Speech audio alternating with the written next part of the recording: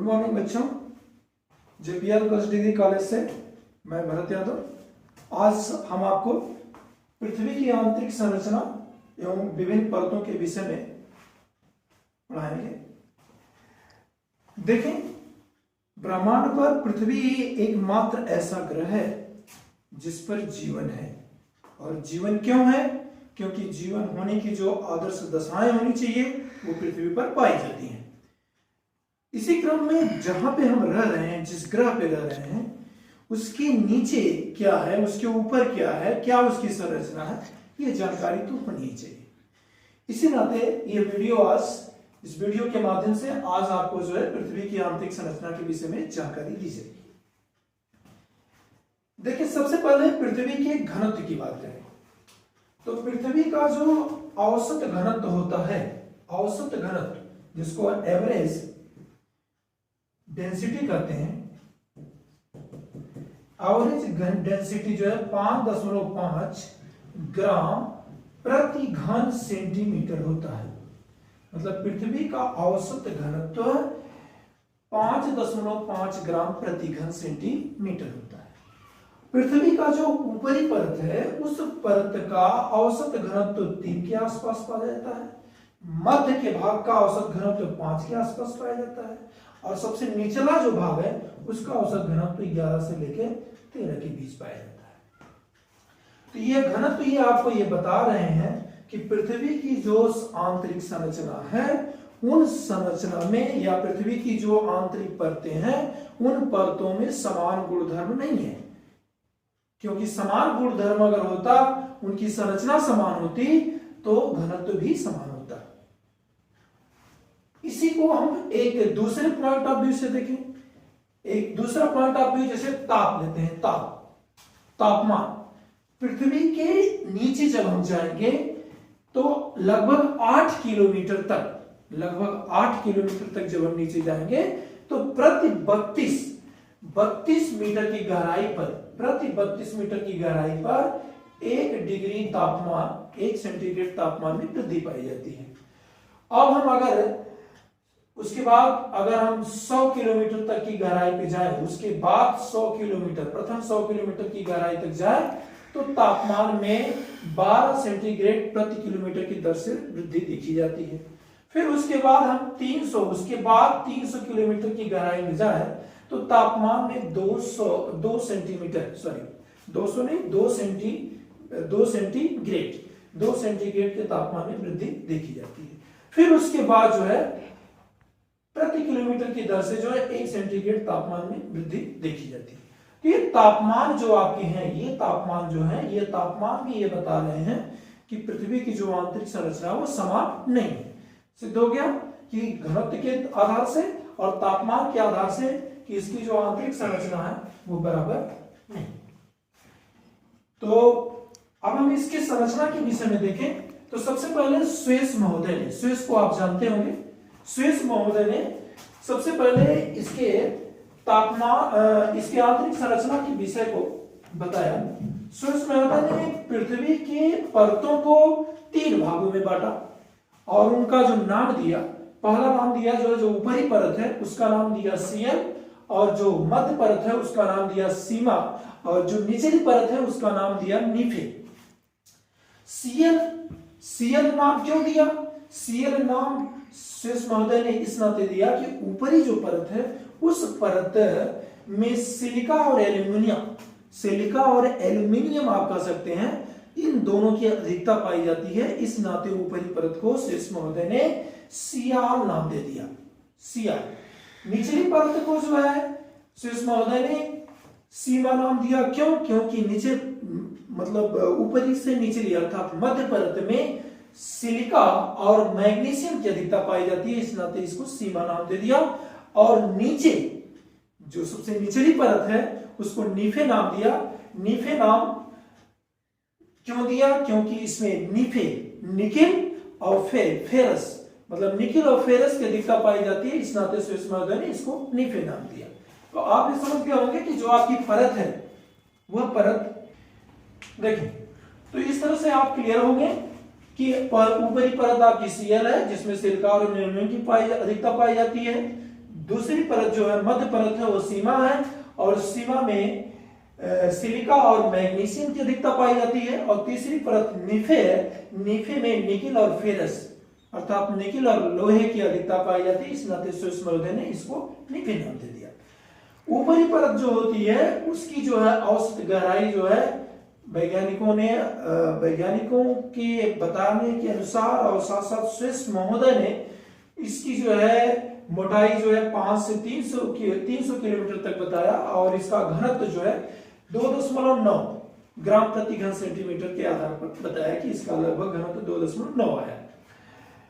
सीमा का जो है इसकी जो है मोटाई 1000 से लेके 2000 किलोमीटर तक इन्होंने बताया, और इसका घनत्व इन्होंने 2.9 से 4.7 तक बताया। और नीफे का जो ये व्यास बताए वो व्यास इनका है 6880 किलोमीटर, मतलब 6880 किलोमीटर, और इसका औसत घनत्व इन्होंने 11 बताया। ठीक है, देखें बच्चों एक बार फिर से आप देख लें। सियाल की जो मोटाई है, सियाल की मोटाई 50 से लेके 300 किलोमीटर तक स्विस महोदय ने बताया, घनत्व 2.9 बताया। सीमा की मोटाई 1000 से लेके 2000 किलोमीटर तक बताया, घनत्व 2.9 से 4.7 के बीच बताया। नीफे का जो है व्यास इन्होंने 6880 किलोमीटर बताया, अर्थात 6880 किलोमीटर तक आंका, और इसका औसत व्यास इन्होंने 11 बताया। इस तरह से आप क्लियर हो गए होंगे कि स्विस महोदय ने पृथ्वी के आंतरिक भागों को, आंतरिक परतों को किस तरह से डिवाइडेशन किया। अब चले हम आपको आधुनिक मत के अनुसार, जो अभिनव मत है उसके अनुसार जो है पृथ्वी की आंतरिक संरचना कैसे होती है उसके विषय में हम आते हैं। आप इस पर आ जाए, इधर देखें, ये डायग्राम हमने बना रखा है, इस नाते बना रखा है कि समय आपका लंबा न जाए, नहीं तो आपको थोड़ा सा ऊपर नजर आएगा। देखें, अभिनव मत के अनुसार जो है पृथ्वी की जो आंतरिक संरचना है, जो विभिन्न परतें हैं, उन परतों में ऐसे डिवाइडेशन किया गया है। इसको भी मुख्य रूप से 3 भागों में विभाजित किया गया है। पहला है क्रस्ट और दूसरा है मेंटल और तीसरा है कोर। यह 3 भागों में इसको विभाजित किया जाता है। पृथ्वी के अंदर जो शैलें हैं, जो इनके मुख्य रूप से इनके जो भाग हैं, पहले भाग को क्रस्ट बोलते हैं, दूसरे भाग को मेंटल और तीसरे भाग को कोर बोलते हैं। देखिए आते हैं, देखते हैं क्रस्ट में देखिए हमने आपको बना रखा है डायग्राम के माध्यम से। क्रस्ट जो है इसकी गहराई जो है 0 से लेकर 30 किलोमीटर तक पाई जाती है।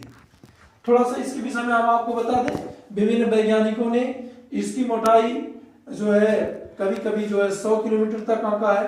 कुछ वैज्ञानिकों ने कहा कि नहीं, इसकी मोटाई महाद्वीपों के नीचे, जिस पर महाद्वीप है उसके नीचे इसकी मोटाई 50 किलोमीटर तक पाई जाती है, और महासागरों के नीचे इसकी मोटाई 5 किलोमीटर तक पाई जाती है। लेकिन international union of geodesy of geophysics के तहत जो है इसकी जो है एक मानक गहराई 30 किलोमीटर तक मानी गई है। इस नाते आप भी जाने कि क्रस्ट की औसत गहराई या औसत मोटाई कितनी होती है, 30 किलोमीटर तक होती है। इसके नीचे आपका जो मेंटल पाया जाता है, मेंटल यहां से लेकर यहां तक पाया जाता है, अर्थात क्रस्ट के नीचे से लेकर 2900 किलोमीटर तक मेंटल का भाग माना जाता है। मेंटल को भी 2 भागों में बांटते हैं। ऊपरी भाग को ऊपरी मेंटल कहते हैं, निचली भाग को निचली मेंटल कहते हैं, अपर मेंटल और lower mental. Upper mantle 700 kilometre तक मानी जाती है, और उसके बाद निचली मेंटल जो है 2900 किलोमीटर तक मानी जाती है। अब इधर आप देखें, यही हम आपको इधर भी दिखाते चले। इधर हमने आपको डायग्राम में बना रखा है, इसकी डेंसिटी क्या है। क्रस्ट की डेंसिटी 2.9 से 3.9 के बीच पाई जाती है, और ऊपरी मेंटल की डेंसिटी 4.3 के बीच पाई जाती है। आप याद रखिएगा, यहाँ पे हम जो भी बात कर रहे हैं वो ग्राम प्रति घन सेंटीमीटर के बीच में ही बात कर रहे हैं। अर्थात क्रस्ट का घनत्व कितना पाया जाता है, 2.9 से लेके 3.3 तक 3 ग्राम प्रति घन सेंटीमीटर। ऊपरी मेंटल की डेंसिटी 4.3 और निचली मेंटल की डेंसिटी 5.5 से लेकर 10 तक पाई जाती है। इसी तरह से नीचे अब जब चलेंगे तो नीचे का हिस्सा जो है कोर है, अर्थात 2900 किलोमीटर तक पृथ्वी के केंद्र तक की गहराई जो मापी गई है वैज्ञानिकों के अनुसार 6371 किलोमीटर, अर्थात 2900 किलोमीटर से लेकर पृथ्वी के केंद्र तक 6371 किलोमीटर तक कोर का भाग माना जाता है। और इसको भी दो भागों में बांटते हैं। पहले वाले भाग को, ऊपर वाले भाग को आउटर कोर कहते हैं, हिंदी में उसको बाह्य कोर कहते हैं, और नीचे वाले भाग को आंतरिक कोर, अंग्रेजी में उसे इनर कोर कहते हैं।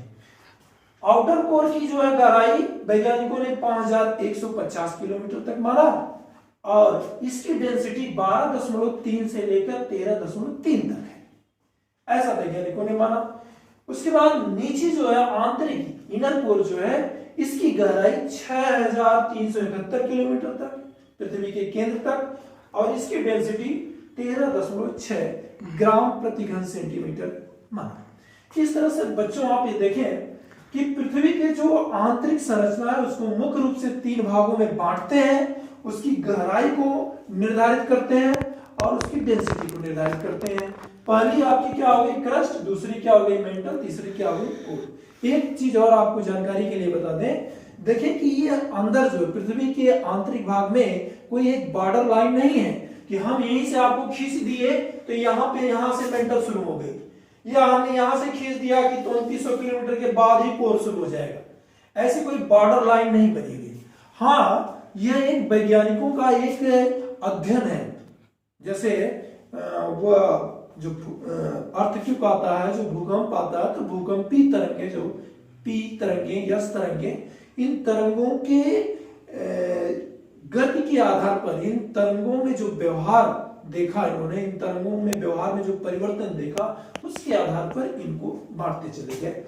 इन दोनों, जाहिर सी बात है आप ये जानेंगे कि क्रस्ट और मेंटल, जहां क्रस्ट समाप्त होती है अचानक वहीं से मेंटल खत्म शुरू नहीं होगा, उन दोनों के बीच कोई ना कोई संक्रमण एरिया पाया जाएगा।